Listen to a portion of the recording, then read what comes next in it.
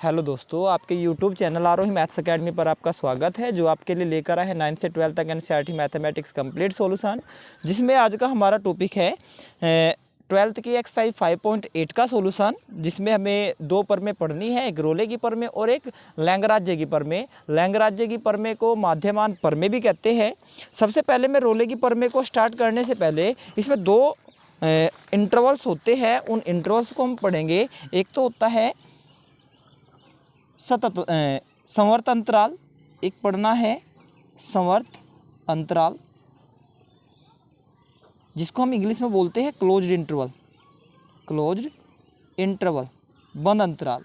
बंद अंतराल होता क्या है, अगर कोई ए और बी इस इंटरवल के अंदर बिलोंग कर रहे हैं, ठीक है, एक्स का मान जो इसके बीच में बिलोंग कर रहा है, तो इसको मैं बता सकता हूँ कि ये होता है ए से बड़ा और बराबर होगा और बी से छोटा और बराबर होगा। अर्थात इस इंटरवल के बीच में ए और बी तो बिलोंग करेगा ही करेगा। इनके बीच की जितनी भी वैल्यू होगी जो इनके बीच में आएंगे, वे सभी के सभी इस इंटरवल के अंतर्गत बिलोंग करेंगे। इट मीन्स अगर इसको मैं लाइन पर ड्रा करूं तो ये ए है, ये बी है।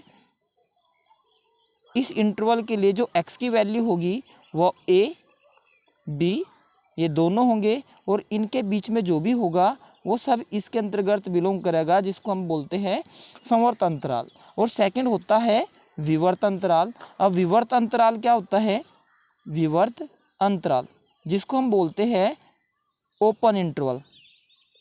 ओपन इंटरवल, खुला अंतराल। अब खुला अंतराल क्या होता है, अगर किसी एक्स की वैल्यू ए और बी के बीच में बिलोंग कर रही है, इसका मतलब है इसको बोलते हैं ओपन इंटरवल। जो इसको इस टाइप से भी डिनोट करते हैं और इसको डिनोट करने के लिए हम इस का भी यूज करते हैं।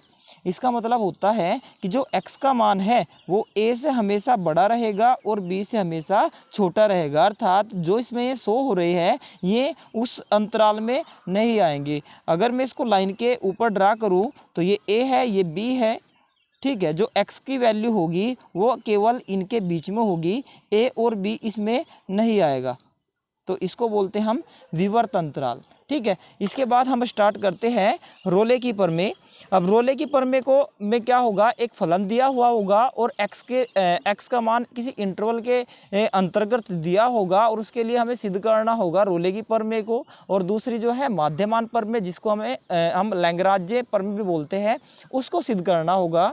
तो रोले की प्रमेय को सिद्ध करने के लिए हमें पहले तीन पॉइंट चेक करने होते हैं। सबसे पहले हम चेक करते हैं कि जो उसने फलन दिया है वो सतत होना चाहिए संवर्त अंतराल ए बी के अंतर्गत। जो भी इसने इंटरवल दिया है उसके संवर्त अंतराल में वह फलन सतत होना चाहिए।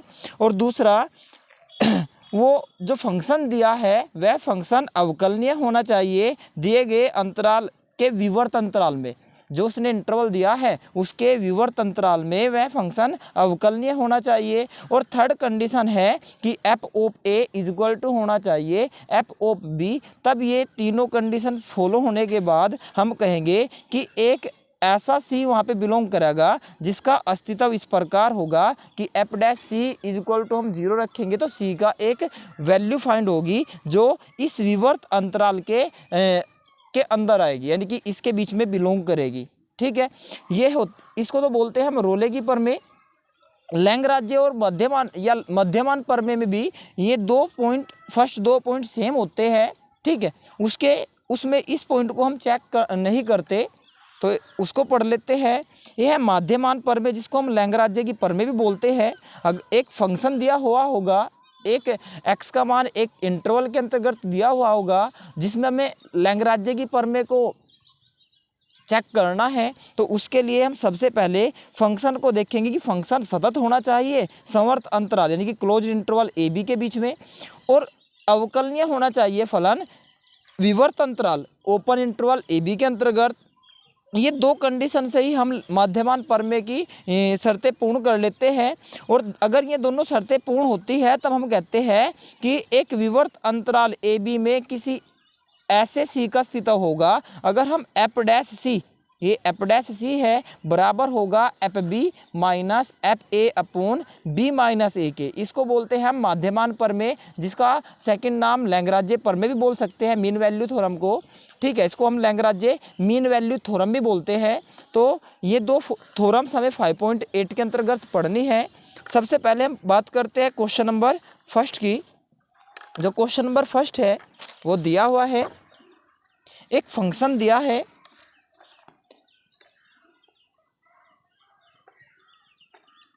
एक फंक्शन दिया है F of x. Question number first है एफ ऑफ एक्स, और जो एफ ऑफ एक्स है वो दिया है x square plus 2x minus 8 इसके इक्वल। और जो x का मान है वो बिलोंग कर रहा है संवर्त अंतराल -4 और 2 के बीच में। हमें चेक करना है कि रोले की प्रमेय के लिए ये दिया जो कथन है ये सत्य है या नहीं, अर्थात इस कथन पर रोले की प्रमेय अप्लाई होती है या नहीं होती है। तो सबसे पहले रोले की प्रमेय चेक करने के लिए हम फर्स्ट पॉइंट चेक करते हैं कि जो फलन दिया हुआ है वो सतत होना चाहिए संवर्त अंतराल के अंतर्गत। तो जो ये फंक्शन है ये एक बहुपद फंक्शन है, और जो बहुपद पोलिनोमियल फंक्शन होते हैं वे हमेशा क्या होते हैं, सतत होते हैं। तो हम कह सकते हैं कि दिया गया फलन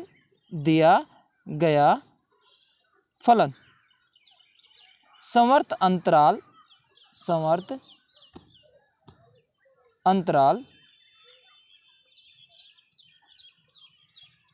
-4 और 2 में सतत है, फर्स्ट कंडीशन। इसके बाद हम सेकंड कंडीशन देखते हैं कि जो दिया गया फलन है क्या वह अवकलनीय है। तो इसके लिए हम उसका अवकलन करेंगे, F dash x, x square का अवकलन करेंगे 2x आएगा, और 2x का अवकलन करेंगे 2 आएगा। ठीक है, इसके हम डिफरेंटिबिलिटी चेक करेंगे। तो जो ये फंक्शन है ये अवकलनीय होगा। तो हम कह सकते हैं कि जो फंक्शन दिया गया फलन विवर्त अंतराल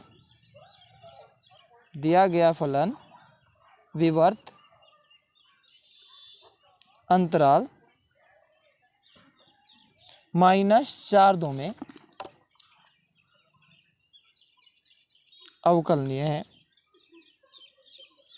अवकलनीय है। ये दो कंडीशंस फॉलो कर रहा है। अब इसके बाद हम थर्ड कंडीशन चेक करते हैं।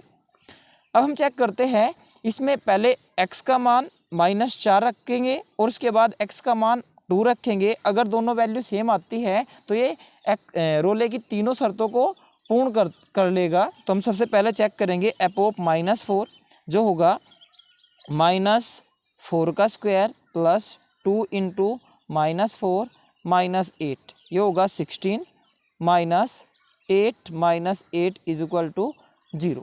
उसके बाद हम चेक करेंगे एफ ऑफ 2 का square plus 2 into 2 -8, 4 + 4 -8 is equal to 0। अर्थात F of -4 is equal to आया एफ ऑफ 2 के। अर्थात ये जो क्वेश्चन दिया हुआ था ये तीनों कंडीशंस को क्या कर रहा है, फॉलो कर रहा है। इसलिए हम कहते हैं कि ये तीनों शर्तें, रोले की प्रमेय की तीनों शर्तें पूर्ण होती है। अब एक इस प्रकार होगा कि एफ डैश सी अगर हम 0 रखेंगे, एक सी होगा जिसका अस्तित्व होगा विवर्त अंतराल -4 और 2 के बीच में, जिसके लिए F dash C is equal to हम 0 रखेंगे। तो हमारा F dash X is equal to आया था 2x + 2, तो जहाँ पे x है वहाँ पे हम c रख देंगे। तो ये होगा 2c + 2 इज इक्वल टू 0। यहाँ पे जहाँ पे x था वहाँ पे हमने c रख दिया, तो 2c +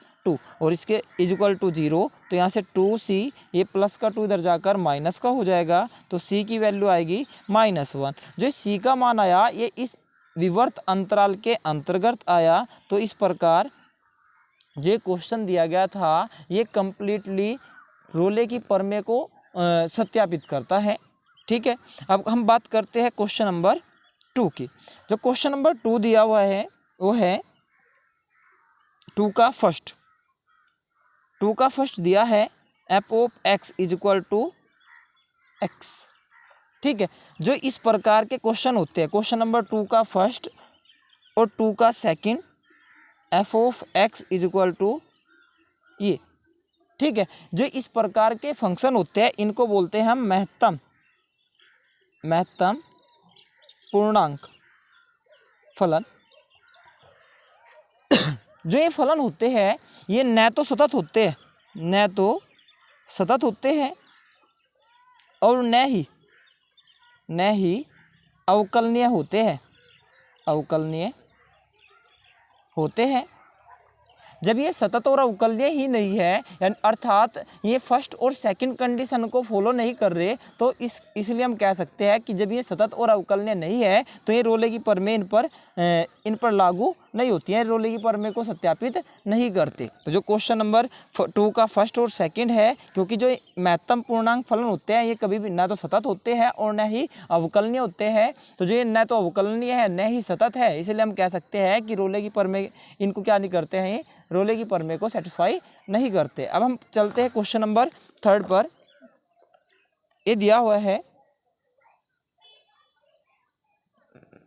F of X is equal to X square minus 4x is equal -3, और x का जो मान दिया है वो दिया है 1 और 4 के मध्य।